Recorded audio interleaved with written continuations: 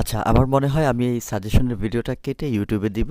এর আগে দিয়েছিলাম আর জিজ্ঞাসা করেছো যে ফ্রিতে যদি ইউটিউবে দিয়ে দিই তোমাদের কী লাভ? যাই হোক, তো মানে জ্ঞান তো বিলাইলে আর বা কিছু কোনো কিছু শিখাইলে তো আর মানুষের কমে না। যাই হোক, তো চলো আমরা শুরু করি। প্রথমে একটু কিছু ফর্মালি কথাবার্তা রাখছি। দেখো, তোমাদের জন্য কোরআন সাজেশনটা দিব 26-এ যারা রয়েছে, এবং এখান থেকে আশা করা যায় শতভাগ কমন পাবা ইনশাআল্লাহ।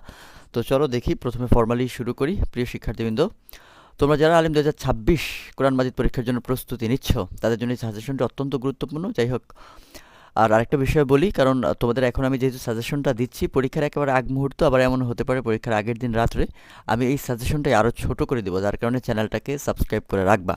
তো মানবন্টন সবাই জানো, তো গতানুগতিক চলো আমরা দেখি তোমাদের মানবন্টনটি।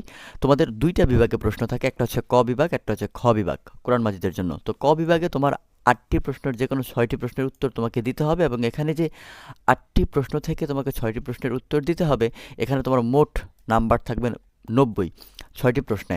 তো দেখো, এই 6টি প্রশ্ন, এক একটা প্রশ্নে কি কি থাকবে তোমার? প্রতিটি প্রশ্নে তোমার থাকবে আয়াতের অনুবাদ 9 নাম্বার, অর্থাৎ তোমাকে একটা আয়াত দিবে, এবং কোন কোন আয়াতগুলি পড়বা সেটা আমি নিচে তোমাদেরকে বলছি, একেবারে কমনগুলি। তারপরে তোমার ওই আয়াত রিলেটেড সংক্ষিপ্ত প্রশ্নের জন্য 3 নাম্বার, এবং তোমাকে তাহকিক করতে হবে 3টা, এবং সেখান থেকে পাবা 3 নাম্বার।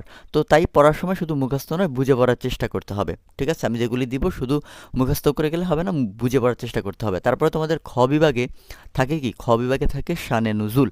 শানে নজরুল তোমাদের 2টি প্রশ্ন থেকে একটা প্রশ্নের উত্তর দিতে হবে, যেখানে 10 নাম্বার। আগের ক বিভাগের 90 নাম্বার, এবং এখানে 10 নাম্বার, মোট 100 নাম্বার। তো আমি তোমাকে শানে নজরুল একটার কথা বলবো, সে একটাই কমন চলে আসবে ইনশাআল্লাহ। তো শেষ পর্যন্ত দেখবা, যেহেতু আমি শানে নজরুল কোনটা পড়বা সেটা শেষে বলবো। তো তোমার এখানে মোট 100 নাম্বারের হিসাব। তো দেখো, পাঠ্যসূচিটা দেখি তোমাদের সিলেবাসে কোন কোন সূরা আছে। তোমাদের সিলেবাসে মোট সূরা আছে 6টা। 6টা কি কি? সূরা নিসা, সূরা মায়েদা, সূরা আল আনআম, সূরা আল আরাফ, সূরা আল আনফাল, এবং তারপরে রয়েছে সূরা আত তাওবা। ঠিক আছে?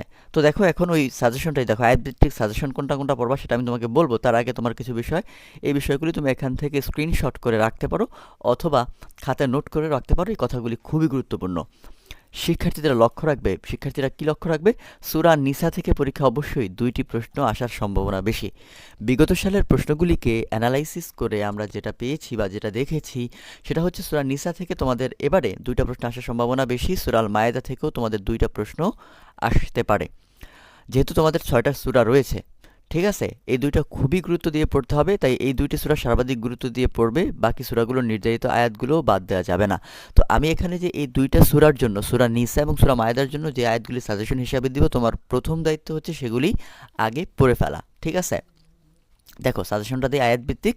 তুমি তোমার যেই গাইড অথবা সাজেশন আছে সেখানে দাগিয়ে নিতে পারো, অথবা নতুন একটা খাতা, একটা পৃষ্ঠায় নোট করতে পারো, যেন তুমি পড়তে সুবিধা হয়। তুমি আয়াত পড়বা কি কি? দেখো, সূরা নিসার 1 থেকে 3 নাম্বার আয়াত পড়বা, 11 নাম্বার আয়াত পড়বা, 34-35 নাম্বার আয়াত পড়বা, 43 থেকে 45 নাম্বার আয়াত পড়বা, 75-76 আয়াত পড়বা, 77 থেকে 80 নাম্বার আয়াত পড়বা, 136 থেকে 139 নাম্বার আয়াত পড়বা, 153 থেকে 154 নাম্বার আয়াত পড়বা।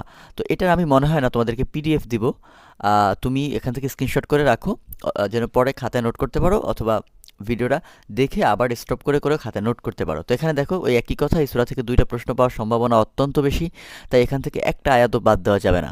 এখান থেকে একটা আয়াতও বাদ দেওয়া যাবে না। একটা তো কমন, একটা তো প্রশ্ন পাবেই নিসা থেকে, 2টা পাওয়ার সম্ভাবনা অনেক বেশি, যার কারণে এখান থেকে একটা আয়াতও বাদ দিবা না। তারপর রয়েছে তোমার সূরা আল মায়েদা। তো সূরা আল মায়েদার ক্ষেত্রে কি কি পড়বা? দেখো, 1-2 পড়বা, 3 পড়বা, 8 থেকে 11 পড়বা, 35 থেকে 39 পড়বা, 52-53 পড়বা, 90 থেকে 92 পড়বা। ঠিক আছে? এই কয়টা আয়াত পড়বা, এবং এখান থেকে 1-2টি প্রশ্ন আসতে পারে। একটা প্রশ্ন আসবেই, এবং 2টা প্রশ্ন আসার সম্ভাবনাও বেশি। 2টা প্রশ্ন আসার সম্ভাবনাও কি বেশি। ঠিক আছে? তাই গুরুত্ব সহকারে পড়তে হবে। তারপরে তোমার সূরা আল আনআম থেকে পড়বা কি কি? দেখো, সূরা আল আনআম থেকে পড়বা 11 থেকে 14 নম্বর আয়াত পড়বা, 51 থেকে 53 নম্বর আয়াত পড়বা, 74 থেকে 79 নম্বর আয়াত পড়বা, এবং 161 থেকে 165 নম্বর আয়াত অবশ্যই পড়বা। এখান থেকে একটা প্রশ্ন অবশ্যই তুমি কমন পাবা, যার কারণে একটু ভালো করে তুমি এই জায়গাগুলি দেখবা। আর অবশ্যই চ্যানেলটা সাবস্ক্রাইব করে রাখবা। দেখা গেল শেষ পর্যায়ে যদি আমি সাজেশন আরও ছোট করি বা গুরুত্বপূর্ণ আপডেট আমি এই চ্যানেলেই দিব, সেখান থেকেই পাবা।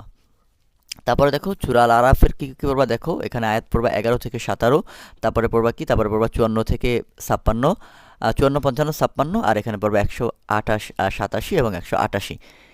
ঠিক আছে? আর তারপরে এই 3টা অংশ তুমি পড়বা, ইনশাল্লাহ এখান থেকেও একটা প্রশ্ন কমন পাওয়া, ঠিক আছে। তারপরে তোমার 5 নম্বর সূরাটা হচ্ছে সূরা আল আনফাল, এবং এই সূরা আনফাল থেকে তুমি পড়বা 1 থেকে 7, 56 থেকে 66, সরি 65, 66, 65, 66, এই দুইটি অংশ পড়লেই তোমার আশা করছি যথেষ্ট হবে ইনশাআল্লাহ, এবং একটা প্রশ্ন আসার সম্ভাবনা রয়েছে সূরা আনফাল থেকে। 6 নাম্বার দেখো সূরা তওবা রয়েছে। তো সূরা তওবার ক্ষেত্রে তুমি কোন কোন আয়াত পড়বা দেখো, 1 থেকে 4, 1, 2, 3, 4 পড়বা, এবং 81, 82, 83 পড়বা। আর এই অংশগুলো কখনো বাদ দিবা না, এখান থেকেও প্রশ্ন আসতে পারে। সূরা তওবা থেকে প্রশ্ন আসার সম্ভাবনাও তোমাদের জন্য অনেক বেশি। তোমাদের তওবার জন্য তওবা থেকে প্রশ্ন আসার সম্ভাবনাও বেশি, যার কারণে সূরা তওবাও পড়বা। তো বলছিলাম কি কি বাদ দিবা না তুমি, সূরা নিসা থেকে কোনো আয়াত বাদ দিবা না, এবং সূরা মায়েদা থেকেও আয়াত বাদ দিবা না। আর সূরা তওবাটাও খুবই গুরুত্ব সহকারে পড়বা। এবার খ বিভাগের শানে নুজুল। সূরা মায়েদার শানে নুজুল অবশ্যই পড়বে, এবং আশা করা যাচ্ছে ইনশাআল্লাহ প্রায় শতভাগ বলবো না, 99.999999 যাই হোক, 99.9999% সম্ভাবনা আছে সূরা মায়েদা আসার। এটা সবচেয়ে গুরুত্বপূর্ণ, এটা বাদ দিবা না। আর তুমি যদি একটু রিস্ক ফ্রি থাকতে চাও, তাহলে এটার পাশাপাশি দায়িত্বশীল শিক্ষার্থী হিসেবে সূরা তাওবার শানে নুজুলটাও প্রস্তুত রাখবা। মায়েদা আসার সম্ভাবনা প্রচুর বেশি, মায়েদাই আসবে আমরা ধারণা করছি, আমাদের আত্মবিশ্বাস। কিন্তু তারপরেও তুমি একটু ফ্রি থাকার জন্য সূরা তাওবাটাও পড়বা। দেখি শেষ কথা কি রয়েছে তোমাদের জন্য। এই সাজেশনটি যদি নিয়মিত মনোযোগ সহকারে বুঝে বুঝে অধ্যয়ন করো, ইনশাল্লাহ পরীক্ষায় ভালো ফলাফল অর্জন সম্ভব হবে। অবহেলা না করে আজ থেকেই প্রস্তুতি শুরু করো। আল্লাহ তাআলা তোমাদেরকে কবুল করুক, আমিন। যাই হোক, এই ছিল আমাদের আজকের ক্লাস। পরবর্তী সাজেশনগুলো আমরা দিব, চ্যানেলটা সাবস্ক্রাইব করে রাখো, কারণ তোমাদের পরীক্ষা নিয়ে আমরা তোমাদের জন্য খুবই গোছানোভাবে অনেকগুলি ভিডিও দিব, সাজেশন দিব। যাই হোক, চ্যানেলটা সাবস্ক্রাইব করে রাখো। ভিডিওগুলি চাইলে শেয়ার করতে পারো তোমাদের বন্ধুদের গ্রুপে। ধন্যবাদ।